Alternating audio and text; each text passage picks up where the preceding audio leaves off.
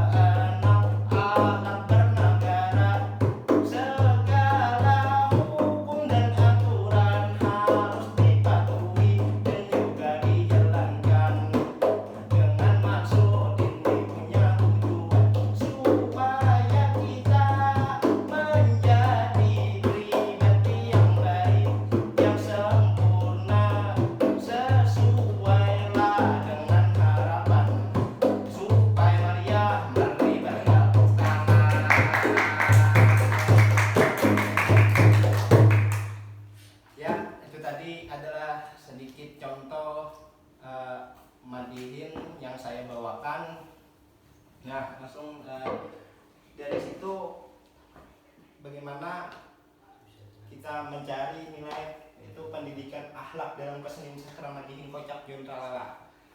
Jadi langsung ke latar belakang. Nah, latar belakang dari tesis ini yaitu sesuai perkembangan zaman pada sekarang ini bahwa masyarakat dimanjakan oleh teknologi sehingga sangat mempengaruhi minat akan kesenian dan budaya tradisi. Kebanyakan orang menganggap seni hanya sebagai media hiburan semata yang bisa dinikmati, dan sebagian orang sangat acuh dengan seni itu sendiri. Nilai pendidikan akhlak yang terkandung dalam seni sangat jarang kita sadari, namun pada faktanya tidak bisa dipungkiri bahwa dalam seni banyak terdapat nilai-nilai tentang pendidikan akhlak khususnya, yaitu baik untuk diterapkan dalam kehidupan sehari-hari, namun kita tidak banyak mengetahui hal tersebut. Maka dari itu Madihin yang dibawakan oleh Jon Tralala dengan gaya humornya sedikit banyaknya memberi pengaruh bagi pendengar, terlebih khususnya masyarakat Banjar Kalimantan Selatan. Rumusan masalah yang kita angkat itu yang pertama ada apa nilai pendidikan akhlak yang terdapat dalam syair Madihin Kocak Jon Tralala. Yang kedua, bagaimana relevansi syair Madihin Kocak Jon Tralala dengan pendidikan akhlak. Yang ketiga yaitu apa dampak syair Madihin Kocak Jon Tralala pada masyarakat Banjar di Kalimantan Selatan sebagai pendengar kesenian Madihin. Teori yang saya gunakan pada penelitian ini itu yang pertama teorinya Rahmaniyah berkata akhlak secara etimologi ialah dari khuluq, dalam bahasa Arab itu khuluqun yang berarti budi pekerti, tingkah laku, perangai atau tabiat. Dalam buku kuliah akhlak yang ditulis oleh Yunahar menjelaskan akhlak dibagi dalam 5 bagian. Yang pertama itu akhlak kepada Allah, yang kedua akhlak kepada Rasulullah, yang ketiga akhlak keluarga, yang keempat akhlak pribadi, yang kelima akhlak bermasyarakat, dan yang keenam akhlak bernegara. Uraian penjelasan pembagian akhlak itu ditulis oleh Yunahar pada tahun 2009. Dan teori selanjutnya itu sastra berasal dari akar kata sas dalam bahasa Sanskerta yang mempunyai arti mengarahkan, mengajarkan, memberi petunjuk dan instruksi. Itu teori oleh Theo 1988. Yang berikutnya karya sastra membangun dunia melalui kata-kata. Sebab kata-kata memiliki energi, melalui energi itulah terbentuk citra tentang dunia tertentu sebagai dunia yang baru. Itu teorinya oleh Ratna tahun 2007. Nah, adapun fungsi dari sastra dapat dikelompokkan menjadi berbagai fungsi. Yang pertama itu fungsi kreatif, maksudnya karya sastra mampu memberikan hiburan yang menyenangkan bagi pendengar dan penikmatnya. Yang berikutnya fungsi estetis, yaitu karya sastra mampu memberikan dan menciptakan keindahan bagi penikmatnya. Karya sastra diolah dengan mempertimbangkan sifat keindahan, melalui keindahan ini karya sastra hadir diterima oleh banyak orang. Yang berikutnya fungsi didaktif, yaitu karya sastra dapat mengarahkan penikmatnya untuk bertindak sesuai dengan nilai-nilai kebaikan. Dan kebenaran setiap karya sastra dicipta secara langsung maupun tidak langsung dapat memberikan hikmah untuk diterapkan dalam kehidupan. Yang keempat, fungsi religius, yaitu karya sastra dapat memperhatikan ajaran-ajaran agama yang biasa diteladani oleh para penikmatnya. Terkadang ajaran tidak dapat diterima secara langsung oleh seseorang lewat ceramah, akan tetapi melalui sastra yang dikemas dalam bentuk cerita atau dalam kesenian yang seperti tadi, maka ajaran dapat disampaikan, diterima dengan senang hati oleh penikmatnya. Yang berikut terakhir, fungsi moralitas, karya sastra dapat mendedikasikan ilmu pengetahuan tentang etika dan moral yang baik maupun yang buruk. Dengan karya sastra, penikmat dapat mengetahui moral yang patut dicontoh karena hal itu baik dan tidak perlu dicontoh karena buruk.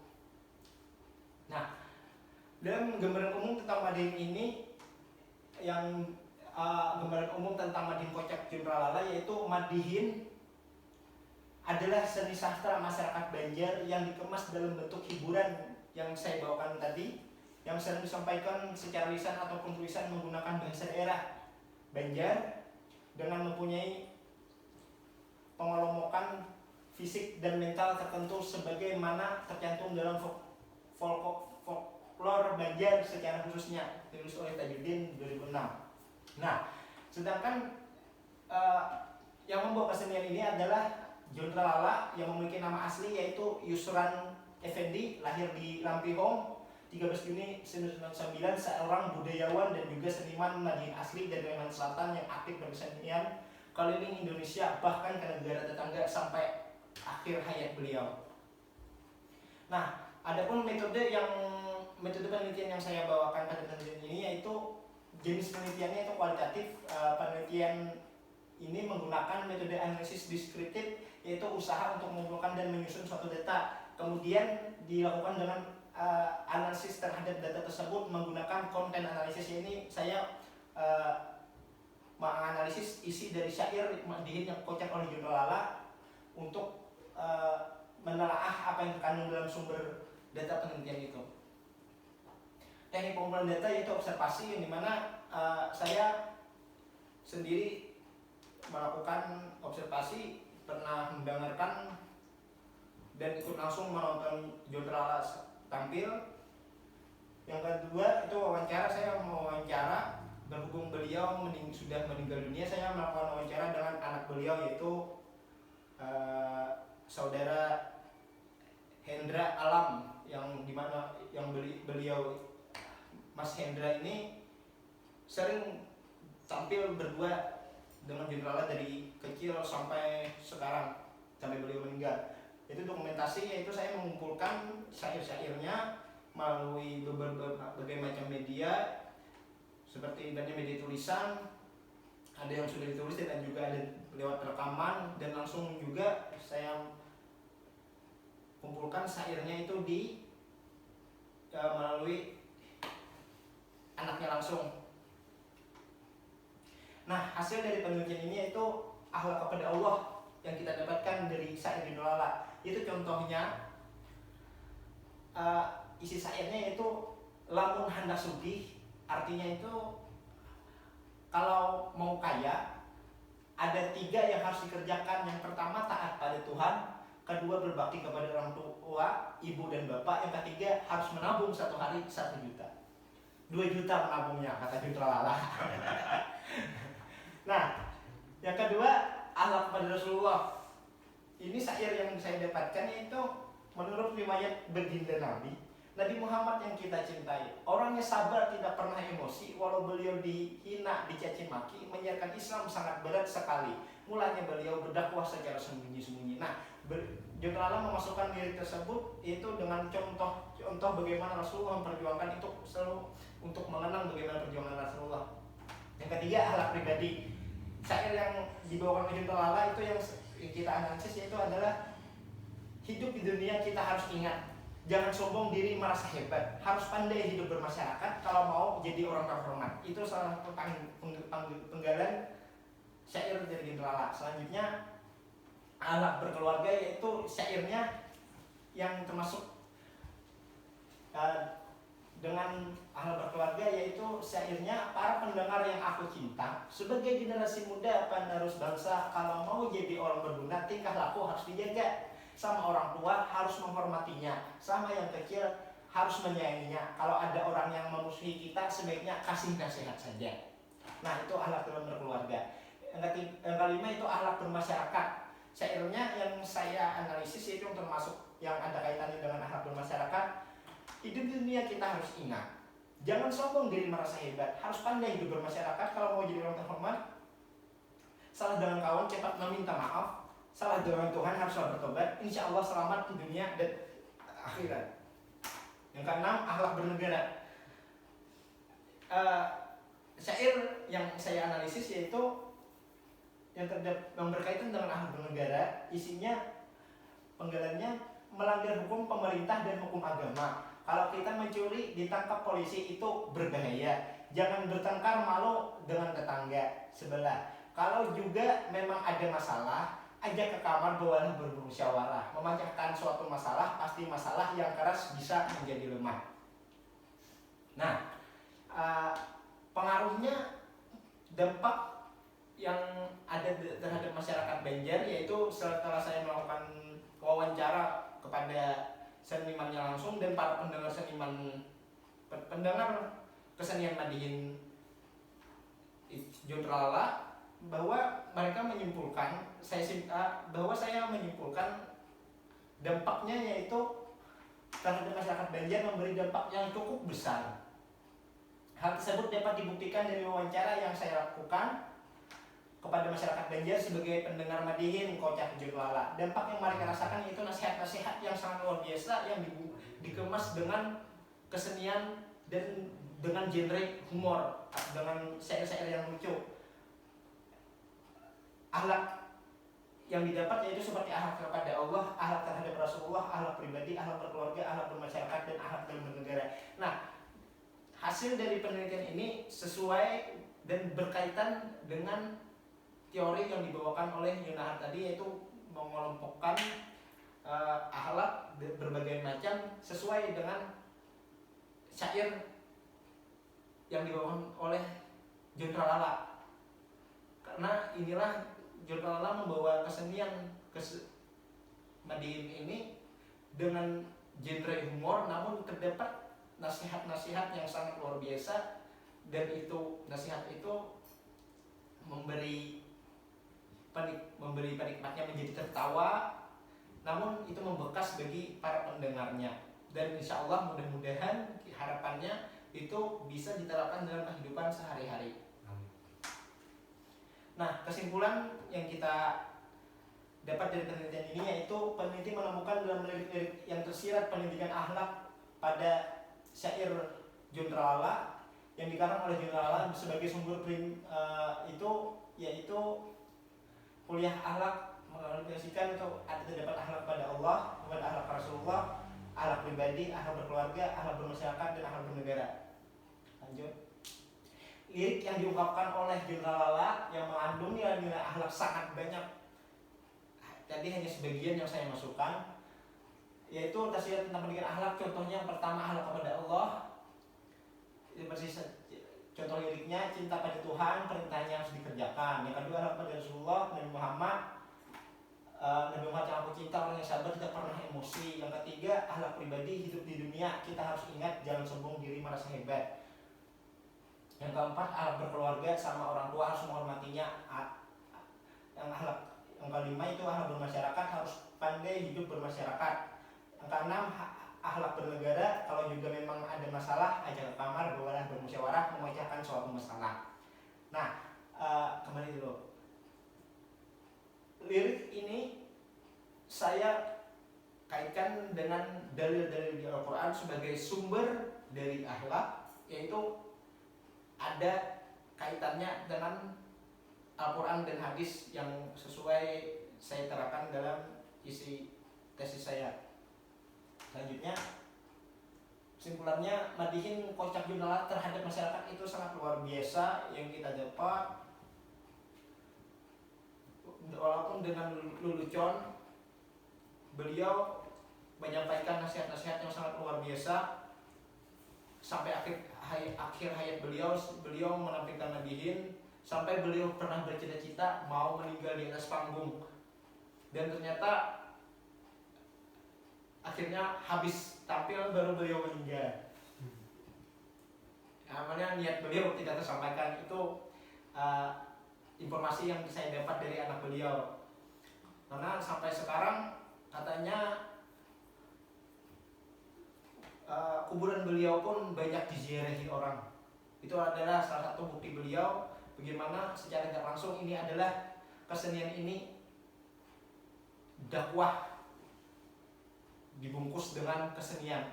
Maka inilah salah satu cara Juntralala bagaimana cara menyampaikan nasihat-nasihat dengan kesenian, dan itu bisa diterima di masyarakat.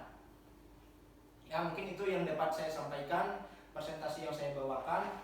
Terima kasih atas perhatian. Mudah-mudahan Ibu, Bapak, sekeluarga dalam menghadapi kondisi sekarang yaitu virus corona, mudah-mudahan Ibu dan Bapak sekeluarga dilindungi oleh Allah dan selalu dijaga dan diberi kesehatan oleh Allah Subhanahu wa taala.